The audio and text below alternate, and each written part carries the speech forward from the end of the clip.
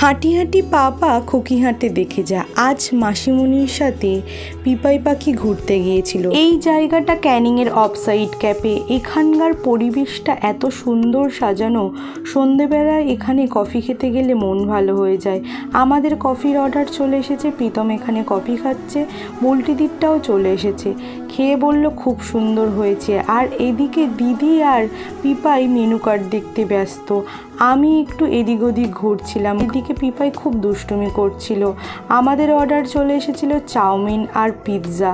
চাউমিনটা খেতে ও খুব ভালোবাসে, তাই ও চাউমিন খেয়ে হাসছিল। আর আমি এদিকে একটু পিৎজা ট্রাই করছিলাম। সত্যি বলতে এখানকার পিৎজাটা ডমিনোসকেও হার মানিয়ে দেবে, এত সুন্দর খেতে।